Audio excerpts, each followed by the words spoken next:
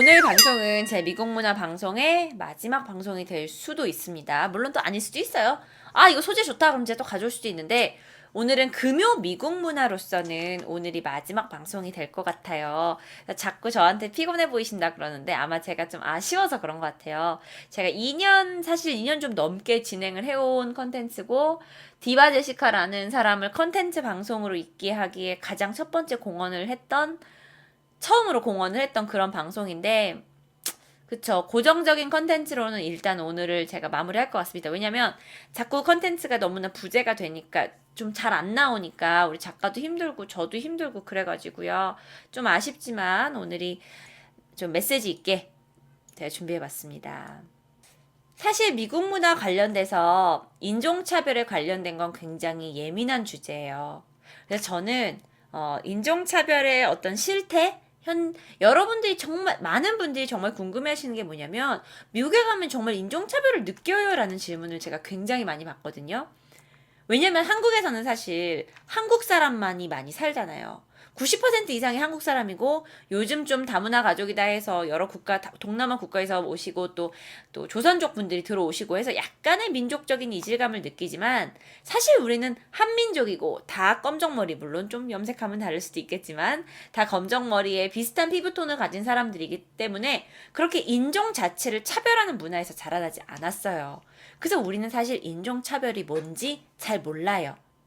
그러다가 외국에 한번 나갔다 오신 분들이 이 사람이 왜 나를 무시하지? 이런 감정이 들어서 이상하게 생각해보면 내가 동양인이라서 무시하는 건가? 하게 되면 이제 그때 굉장히 기분이 나쁘고요.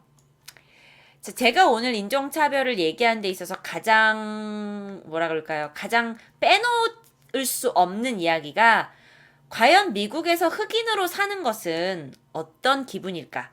어떤 것을 의미하는가에 대해서 먼저 좀 얘기하려고 해요. 사실 제가 흑인이 아닌데, 아니 내가 미국에서 흑인으로 사는 걸 대해서 솔직히 어떻게 알겠어요. 그쵸? 저는 제가 흑인이 아니기 때문에 제가 뭘 알 수는 없지만, 일상적으로 제가 느꼈던 것들, 아, 흑인들은 이런 거를 겪겠구나라는 부분을 제가 말씀을 드리려고 합니다. 미국 인구는요, 자, 3억 명 이상의 인구가 미국에 살고 있습니다. 그쵸?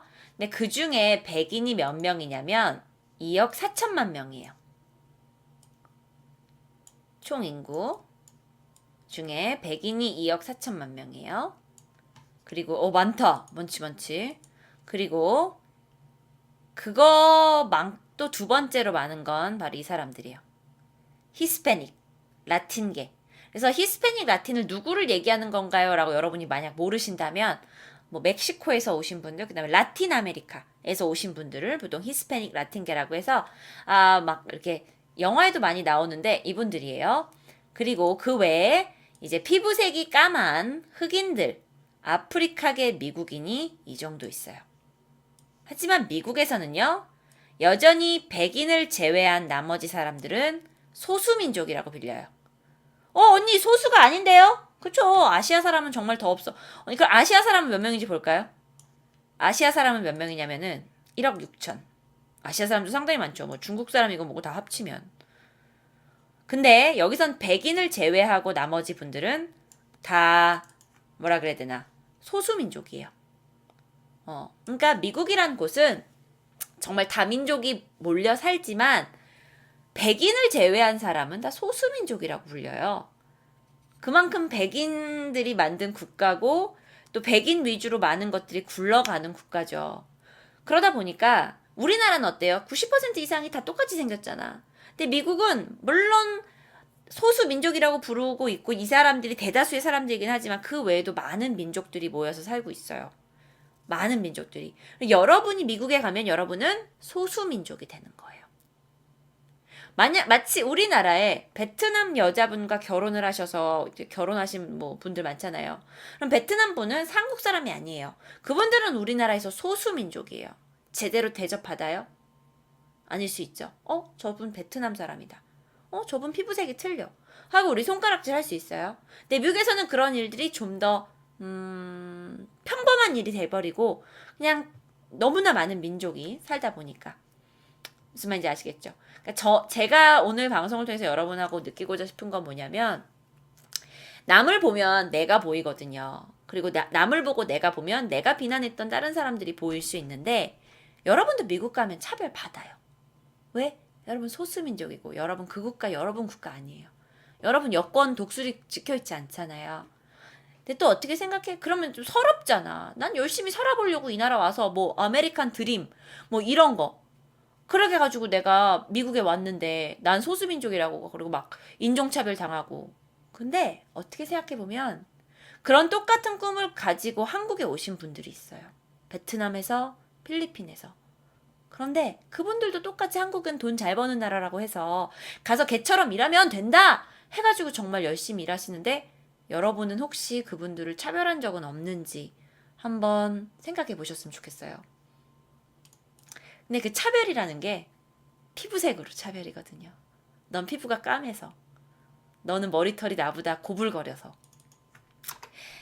자, 사실 나는요, 여러분도 그렇고, 우리는 그렇게 차별을 많이 느끼고 살은 적이 없어요. 근데 이 사진은 미국에서 굉장히 유명한 사진이에요. 잠깐 보실래요? 어떤 사진일까요? 자, 왼쪽에는 white라고 적어 있고, 오른쪽엔 colored라고 적어 있어요. 뭐냐면, 이거는 아주 오래된 사진인데요. 그러니까 뭐, 굉장히 오래된 사진인데, 이게 막, 뭐, 1800년대 뭐 이때까지 사진인데, 1800년대 너무 했고 1900년대 이제 뭐 초반 이쪽은 그러니까 식음료대예요. 여기서 물을 먹을 수 있어요. 근데 이쪽은 백인들만 먹을 수 있고요. 이쪽은 흑인들만 먹을 수 있어요. 흑인 외 사람들. 그러니까 colored라는 건 백인을 제외한 사람들이거든요. 특히 흑인들을 가리키는데 이쪽은 흑인들만 먹을 수 있는 곳이에요. 그만큼 차별이 굉장히 심했어요. 예를 들어서 또 다른 사진. 이건 물론 지금의 사진이 아니라 옛날 사진이죠. 보시면 백인들은 앞에 앉아요. 버스에서 앞에 앉아요. 흑인들은 뒷좌석에만 앉아요. 왜? 법으로 그렇게 정해놨어요. 백인들은 앞에만 앉고 흑인들은 뒤에만 앉고. 자, 그러면 여러분 이거는 남의 얘기라고 생각하지만 이거를 좀 생각해 볼게요. 우리나라에서 만약에 여러분이 나는 한국인이야. 난 대한민국 사람이야. 그러니까 버스, 지하철에서 나는 좋은 칸에만 앉고 우리나라에 일하러 오신 뭐 예를 들어서 뭐 터키, 뭐 중동, 뭐 아프리카, 베트남, 동남아에서 일하러 오신 분들은 뒷좌석에 앉으라 그래요.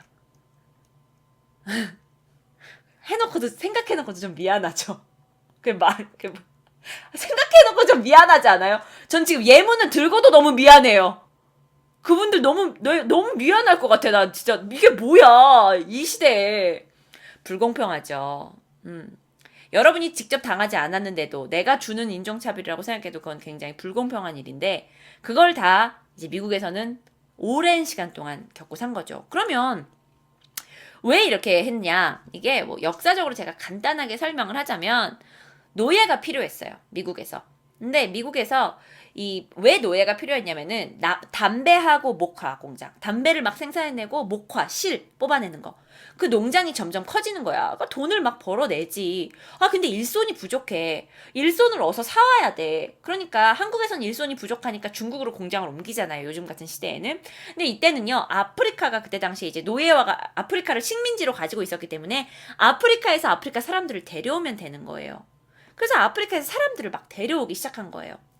근데 이게 사람을 데려와가지고 정말 돈 주고 정정당당하게 쓰면 좋은데 여러분 자동차 사거나 집 사면 뭐가 있죠? 문서가 있죠. 그러면 자동차 집 사면 그건 여러분 소유가 되죠. 여러분 마음대로 해도 되죠. 내 차 내가 마음대로 개조해도 되고 내 집 내가 아무렇게나 고쳐도 되죠. 그것처럼 똑같이 노예들을 데려와가지고 사람 대접을 해준 게 아니라 하나의 물건처럼 대접을 한 거예요. 그래서 계약서를 쓰고 넌 이제 내 거야. 이래서 발에다 족쇄를 채우고요. 막 노예를 사고 팔고 하는 거예요. 사람을. 그러니까 여러분이 쉽게 얘기하면 이렇게 예를 들면 돼요. 여러분이 필리핀에서 일하시는 아줌마가 여러분 집에 왔어. 거기 막 일을 열심히 해줘. 근데 점점 막 못되게 굴어. 아줌마! 제 발 닦아주라고요. 밥상 막 버리고 아줌마 이게 뭐예요? 막 이러고 어느 날 아줌마가 마음에 안 든다고 아줌마를 시장에 내갖다 팔아. 그럼 아줌마가 막 그게 그런 거라고 생각하시면 돼요. 얼마나 서러워요. 막 안 그래요? 너무 그 서러운 일이잖아요. 그쵸? 똑같이 아유, 그래요. 일단 뭐 우리나라는 워낙 인종이 다민족 국가가 아니기 때문에 그런 걸 잘 못 겪고 있는데 그 정도였어요. 그래서 노예가 이제 막 어느 정도로 힘든 생활을 사냐면 일을 하루 종일 시켜.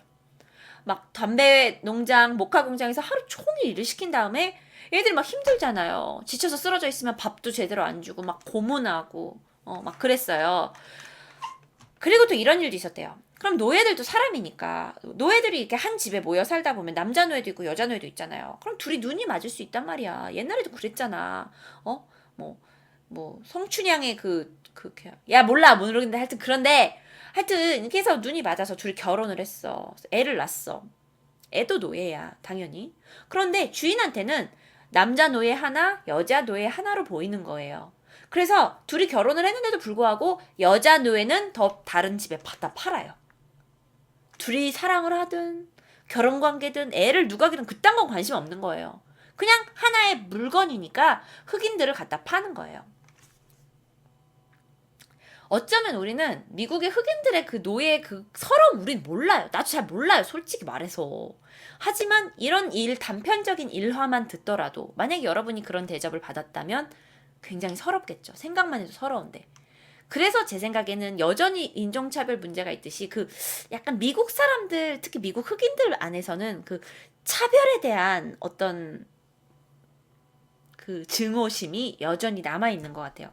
맞아요. 우리가 일본한테 느끼는 그런 감정인가요? 그럴 수도 있죠. 그래서 이런 거에 관련된 영화도 굉장히 많고요. 자, 그러면 이건 제가 이제 역사 얘기니까 너무 재미없으니까 넘어가면 이거를 노예 해방을 누가 시켰죠? 미국에서 노예 해방을 시킨 되게 유명한 대통령이 있는데요. 누굴까요?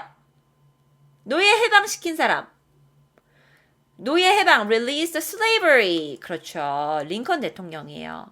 링컨 대통령이 노예를 이제 해방을 시켰죠. 완벽한 해방은 아니었지만 뭐 이렇게 해방을 시켰어요.